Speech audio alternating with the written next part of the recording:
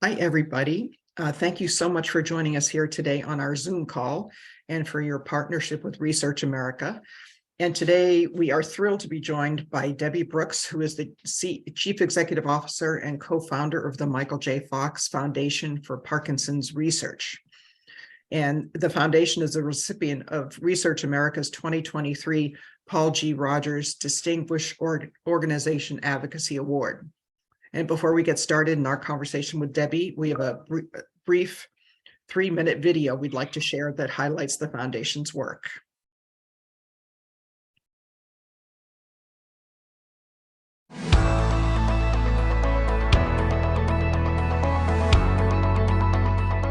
Hello, thank you for joining us in recognizing Research America's 2023 Advocacy Awards honorees. Our awards honor individuals and organizations who have made extraordinary contributions to the progress of medical and health research. It is my pleasure to introduce the Michael J. Fox Foundation for Parkinson's Research as the 2023 Paul G. Rogers Distinguished Organization Advocacy Award honoree. The Rogers Award recognizes an organization that is a strong advocate for medical and health research at the national, state, or local level.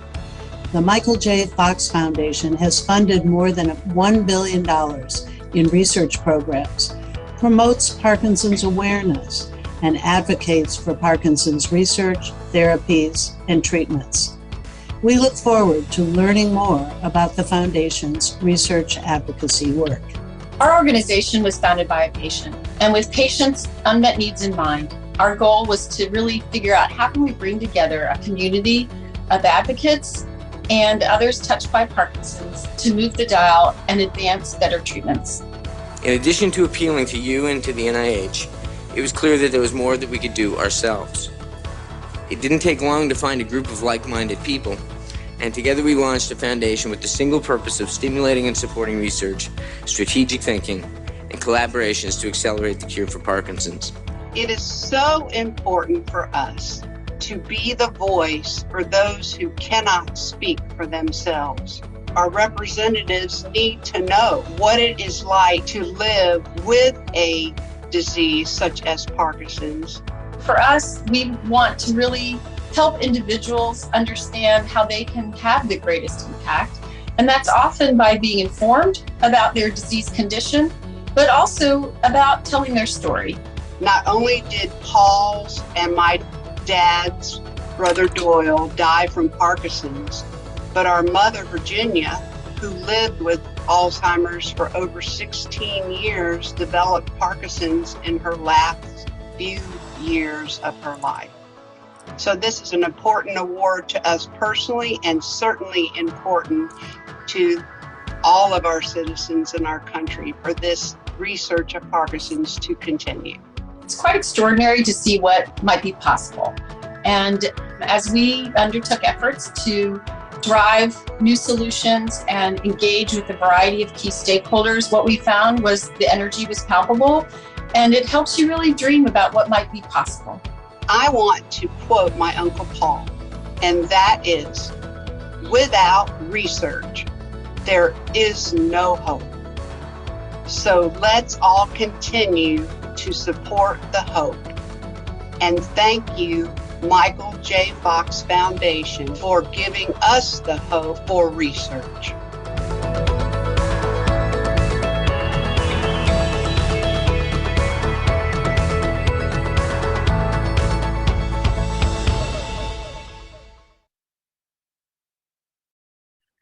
Well, that was terrific.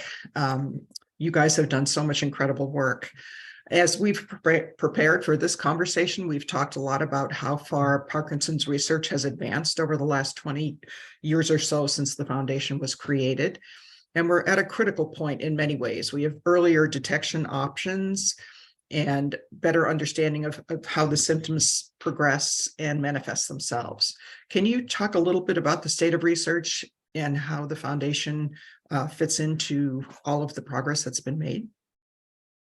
Thank you, Sheila. Sure. This is, it's really been extraordinary. What you can see today is we have the best drug development pipeline for Parkinson's disease that we've ever seen.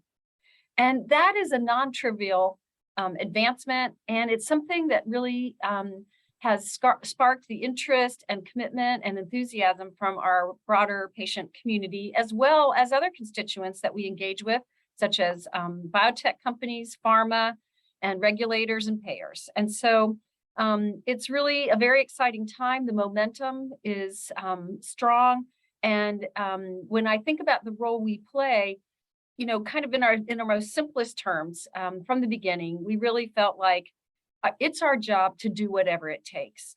And certainly over the last 20 some years since the Fox Foundation's been in doing its work, what we do today in response to that opportunity is different. And that's really driven by two key things. One, the state of the field. And that momentum has really meant that what are the key needs? What do you do now? You answer those questions different today than we did 20 years ago. But also what you can do in any given time period is really driven by resources, and our organization has scaled so significantly thanks to the support of people in our community and beyond. And so in our first year, we spent about $6 million on our program efforts, and now we're up to roughly $300 million a year worth of program investments. And so it's just been an extraordinary time. And, when to kind of think about that fit, what role can an organization like ours play? We really see our job as centered around the patient's unmet needs. And of course, there are a lot of unmet needs in any disease indication. And even in Parkinson's, the needs are broader than the mission focus of the Fox Foundation. But the way Michael, as a patient, described and centered his intentions was, what can we do to get better treatments to patients? And so with our mission of speeding better treatments, we really focus on two areas. What are those unmet needs in terms of treatments? And how do we deploy our knowledge, which we've gained over time, about not only the science or biology of Parkinson's, but the business of science? What will motivate? What will be incentives? And what challenges do drug makers see in considering a condition like PD?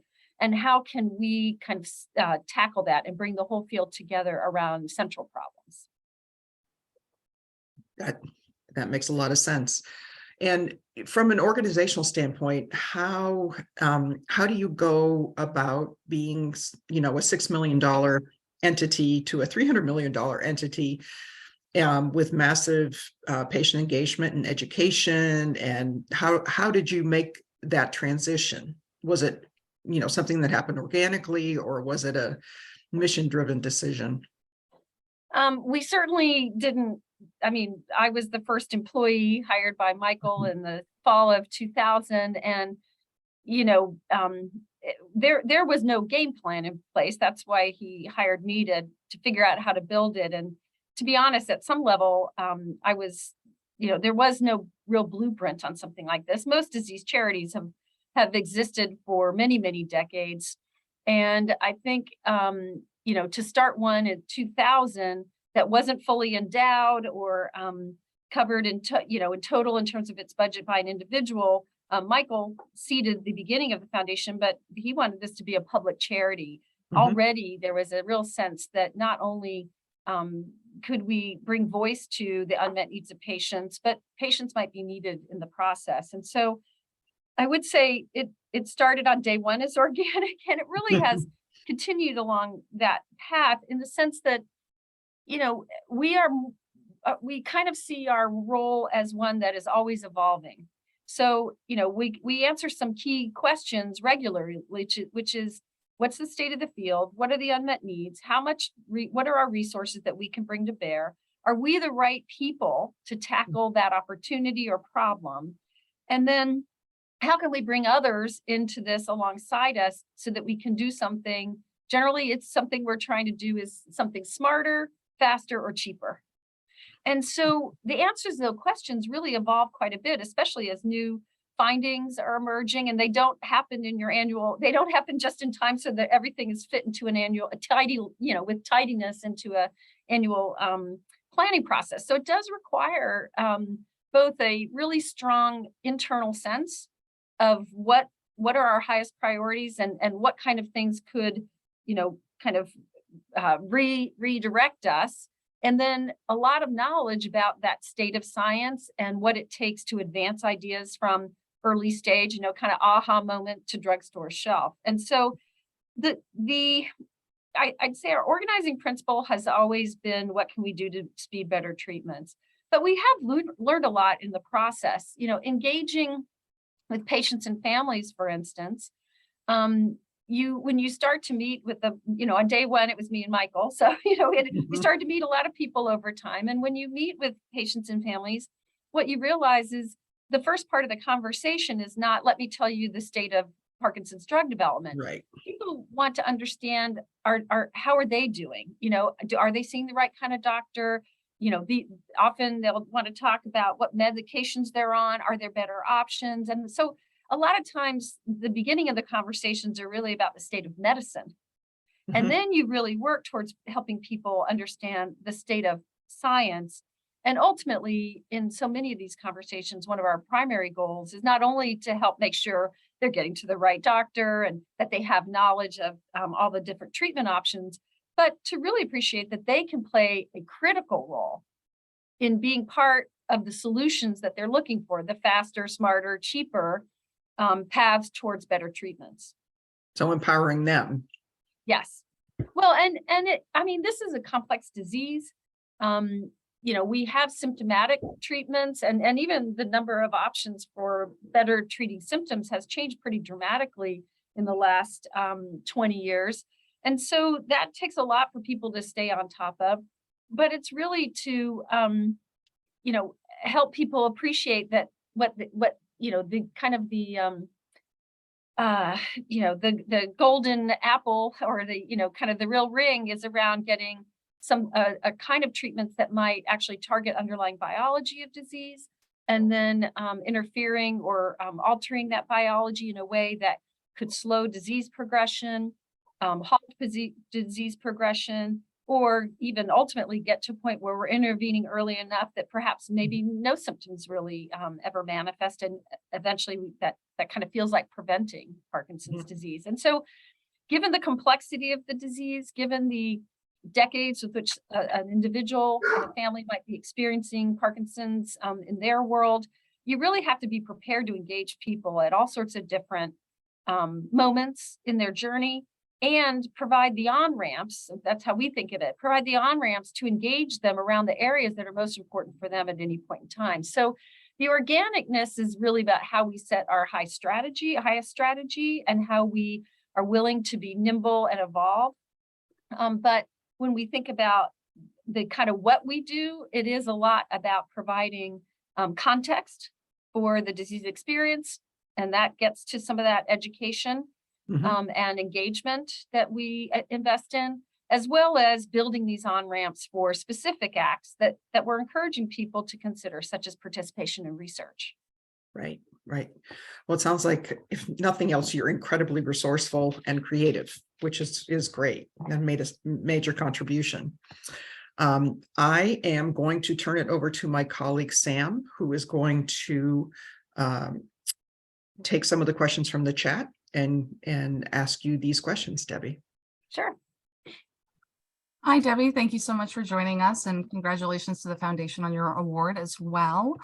So we have a couple questions from the audience for you. The first we have is, how does the foundation build patients into your work as an organization and into research as well? Yeah, so there are many places where we kind of prioritize patient centricity and patient engagement. For one, of course, we were founded by a patient, so it does kind of start there. And today, I'd say probably 70% of our board members, for instance, have a Parkinson's connection. Although that wasn't the case at the beginning, that has grown over time. Also, a pretty high percentage of our staff have a Parkinson's connection, which just kind of means that the people who are thinking about this day in and day out have some firsthand experience with Parkinson's disease.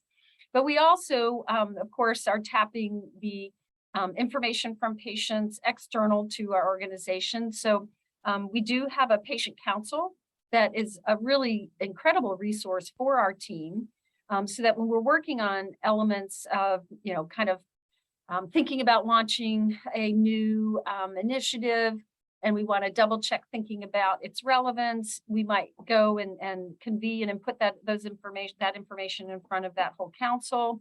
We also leverage platforms such as our Fox Insight platform, where we have now,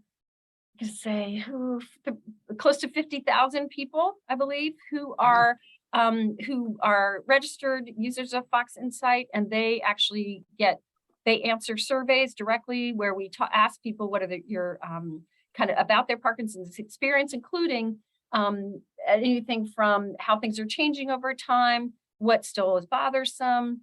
We can ask, get a lot of people to answer questions pretty quickly to put context around any new treatments that are coming to market, to understand how many people are, kind of being given these options from their physicians, how is it going? So that's part of the on-ramps that I mentioned that we try to do, is make sure we can really collect objective and frequent information that is really just comes right from a patient voice. Of course, a lot of our research is studying Parkinson's in the context of the human experience. And so a lot of biomarker work, et cetera, which is helping us parse and understand the complexity of disease as well. Excellent. Thank you. Another question we have, what can you say about the status of preventing Parkinson's disease at this point? Yeah, so wow, this is such exciting areas of advancement right now, and things we're working on that are very high priorities for 2023. So one of the things that we, kind of, if I pull back and think about the course of the last 20 years, that we've really invested in two main areas as part of our philosophy of how we think we can speed drug development. So one is that we've actually invested directly, and I say invested, I mean making grants to academics, but also small companies, and even sometimes large companies, to do work in a specific therapeutic program. So testing an idea to see if this might eventually turn into something valuable for human health. But alongside that, we've also been tackling at the, based on feedback from all the kind of experts in the research area, that we are missing key abilities to measure Parkinson's disease. So parsing the complexity and heterogeneity of Parkinson's turns out that that's a pretty big constraint to making progress faster. So in that process, we've been studying Parkinson's and expanding kind of who we are looking at to study Parkinson's. So about 2010, we launched a very large natural history study for Parkinson's disease. At the time, it had about 400 patients and 200 controls, where we were trying to understand everything from the moment someone's diagnosed, measure anything and everything we could to figure out what's going on here. Can we really better explain how the disease progresses? Are there subtypes of disease, people who might have tremor more than others, people who seem to advance further or faster, folks who are troubled by stronger challenges around cognition, all sorts of different elements that are known to potentially be part of Parkinson's. And in doing that work over time, we started to add people to the same protocols.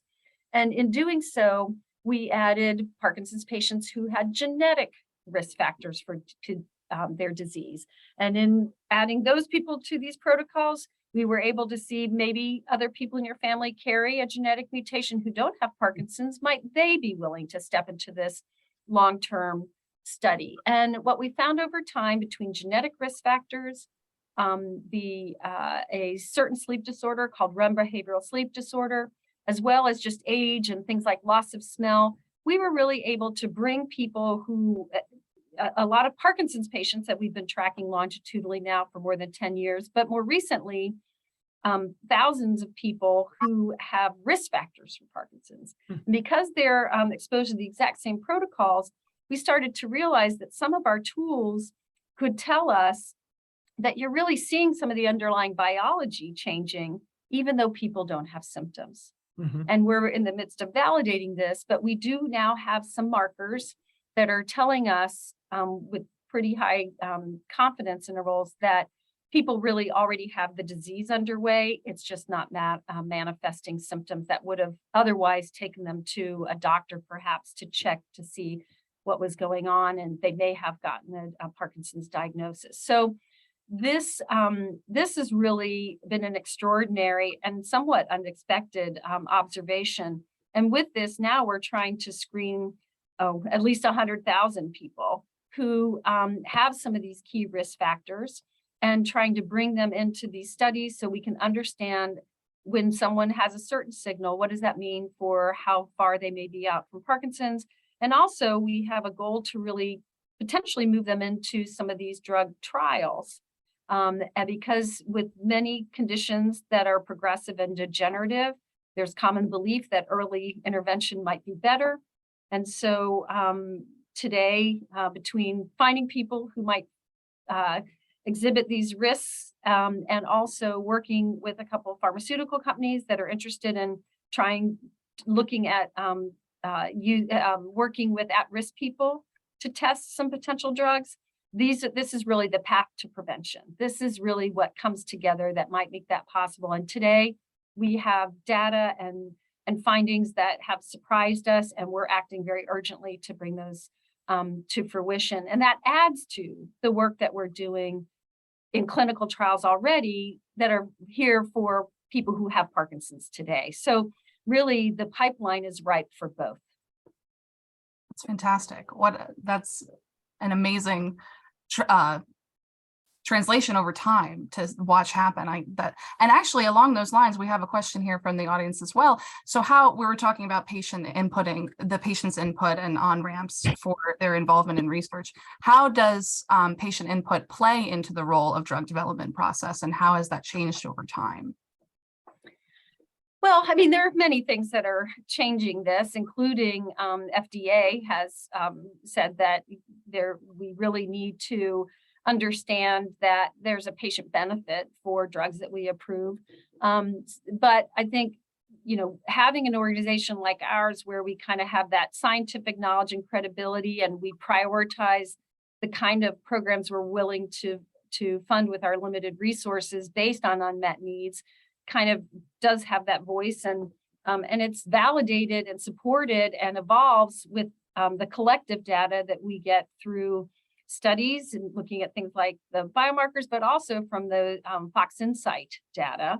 And so it's kind of a cement mixer, We also have, not all, but many of our grant programs will have some patient reviewers in the activities. And so that input is helpful. We've also kind of on an ad hoc basis convened patients to really help payers understand that an enhancement and a new medication is not a convenience, but rather makes a big difference in what their day looks like. And so I think about some of the work we've done to really help payers understand the difference between managing on and off of your symptoms could make the difference between whether you have a day where you can work or not work, or you can work safely as opposed to working unsafely. And so the way we engage patients, I think, is constant and kind of responsive to the challenges or the misconceptions or the messages that we're trying to really bring to the fore to the variety of people who are involved in the whole ecosystem of getting better treatments. Excellent, thank you. So we have another question here. Do you have a mechanism for researchers, patients, advocates, and caregivers to discuss new research that's happening in the field? Yes, I think not that we have kind of big open houses all the time, but we have a variety of ways in where we're addressing that. So one, we have a monthly webinar series called Thursdays, really to help people remember when they are. And we this has been going on for many years, and so all the archived recordings are available as well, but they tend to be around medical topics and research topics. And the typical format would be that we invite a researcher, a physician, and a patient and sometimes a caregiver to talk around specific areas. We also are producing quite a bit of material that is very popular in our community, various guides. And so through that, when we're, if we're making sure people are aware of these tools and resources, our social channels become very active around feedback and sharing of information, where people can be sharing their takeaways and their observations in a peer-to-peer setting. Like our Facebook page, for instance, has, I think it's probably getting close to 1 million constituents in it. We also have a different, but kind of complementary platforms called our Buddy Network. And that's another way where Parkinson's patients kind of connect one-to-one. And you can find someone who's I'm going to put this in air quotes, like you.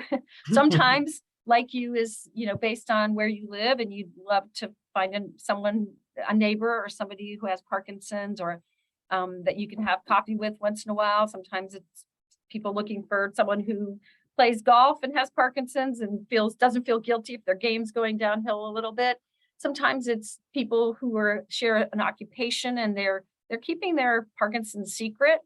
And they just want to know other people who are in the same community, how they're managing this. So like you could be all sorts of things, including family members of Parkinson's patients who want to connect for support, and caregivers. And so that's another place where there's a lot of feedback and interaction around important content for living with Parkinson's. So it's the patient voice going patient to patient and supported by our education materials, which are developed by a movement disorder specialist. And so, and have kind of a well-rounded voice to kind of give people context. I find the most important thing that most patients and families are looking for is context. There's a lot of information around a very complex disease. They want to understand both the medical side for their day-to-day choices, but also they're interested in knowing what's on the horizon, what's coming, if there are better things out there. And again, for us, we're hoping to not only help them see that, but engage them in the process of speeding research. There's a moment in time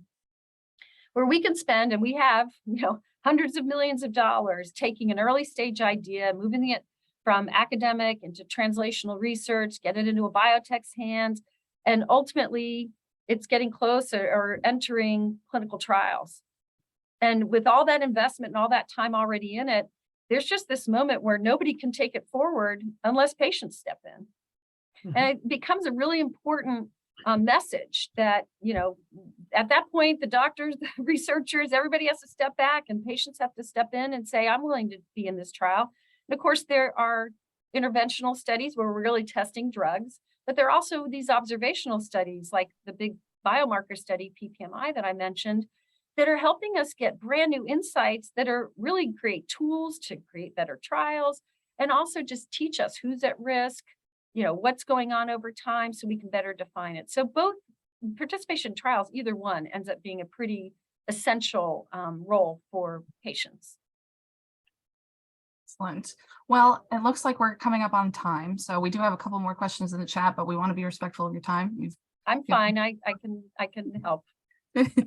So with that, I'll say thank you very much, and I'll turn it back to Sheila. Thank you, Debbie. The work you're doing is so important and so amazing. And we really appreciate your time, spending time here with us today, and congratulations on all your work and the award that we will be actually honoring you and the foundation March 15th. And I'm just going to make a quick announcement before we finish. We have another Alliance discussion tomorrow, February 15th at 12 p.m. And we're going to be joined by Andy Freestead, who's the Deputy Commissioner for Policy, Legislation, and International Affairs at the FDA. And there'll be a link for that event in the chat. So thank you all for joining us today. Thank you again, Debbie. Congratulations on all your hard work and everything that you do. And we will talk to you soon. Great. Thank you all.